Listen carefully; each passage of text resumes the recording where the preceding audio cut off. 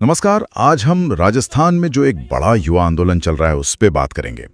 हनुमान बेनीवाल इसका नेतृत्व कर रहे हैं।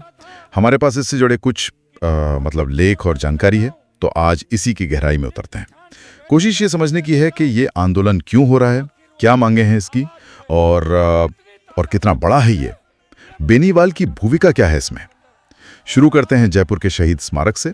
वहाँ करीब 50 दिनों से धरना चल रहा है। ये अपने आप में मतलब काफी लंबा समय है।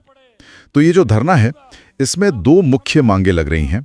एक तो वो जो 2021 की एसआई भर्ती परीक्षा थी, उसे रद्द किया जाए। हाँ। और दूसरी, राजस्थान लोक सेवा आयोग आरपीएससी, उसका पुनर्गठन हो। 50 दिन कम नहीं होते, है ना।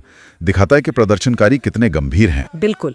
और यहाँ ये देखना जरूरी है कि ये मामला सिर्फ एक परीक्षा रद्द करने का नहीं है, जैसा जानकारी में आ रहा है। इसे एक बड़े मतलब सिस्टम के मुद्दे की तरह पेश किया जा रहा है। व्यवस्था में खामियां हैं, भर्तियों में धांधली के आरोप लगते रहे, और इसका सीधा असर युवाओं के भविष्य पर पड़ रहा है, उनके सालों की मेहनत पर। तो ये मांगे दरअसल आरपीएससी की कार्यप्रणाली पर ही सवाल उठा रही हैं। हाँ, मतलब ये सिर्फ एक परीक्षा नहीं, पूरे सिस्टम पर सवाल है। बिल्कुल, इसीलिए वो पुनर्गठन की बात कर रहे हैं। इसे युवाओं के भविष्य से जोड़कर देखा जा रहा है। और फिर मामला जैसे और तेज हो गया। वो 25 मई 2025 को जयपुर में एक युवा आक्रोश महारैली हुई। सुना है बहुत भीड़ थी उसमें। युवा तो थे ही, उनके परिवार वाले भी शामिल हुए थे। हाँ, वो रैली काफी महत्वपूर्ण थी। सिर्फ भीड़ के लिहाज से नहीं, बल्कि वो एक तरह का क्या कहते हैं, शक्ति प्रदर्शन था। युवाओं को लामबंद करने का एक बड़ा प्रयास। और वहीं पर हनुमान बेनीवाल ने सरकार को वो चेतावनी भी दी थी। हाँ, चेतावनी कि मांगे नहीं मानी तो आंदोलन और तेज होगा। दिल्ली तक जाने की बात भी कही थी उन्होंने। जी हाँ, दिल्ली कूच की चेतावनी। ये युवा आक्रोश शब्द जो है वो बार बार इस्तेमाल हो रहा है। दिखाता है कि भावनाएं कितनी तीव्र हैं। बेनीवाल के कुछ सवाल भी थे जो काफी वायरल हुए। जैसे वो पूछ रहे थे, क्या तुम्हारी बेरोजगारी जाति देखकर आती है? क्या पेपर लीक धर्म देखकर होते हैं?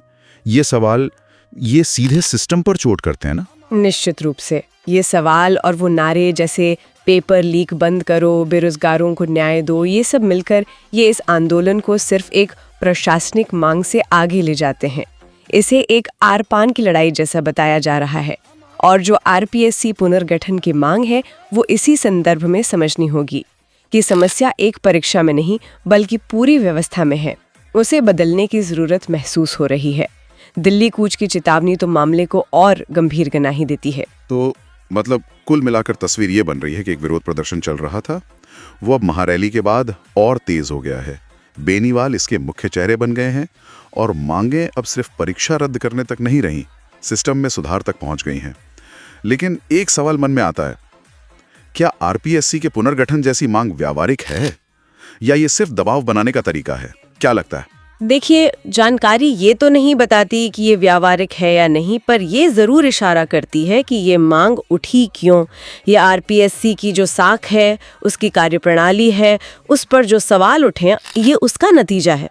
अब चाहे ये मांग व्यावहारिक हो या ना हो, सरकार पर दबाव तो बना ही रही है, जबरदस्त दबाव। ये दिखाता है कि प्रदर्शनकारियों का गुस्सा किसी एक घटना पर नहीं बल्कि संस्थागत स्तर पर है। सही कहा। तो अब आगे क्या हो सकता है? क्या सरकार सुनेगी इनकी? यही $1 मिलियन सवाल है। अब सबकी नजरें इसी पर हैं। क्या सरकार इन मांगों को गंभीरता से लेगी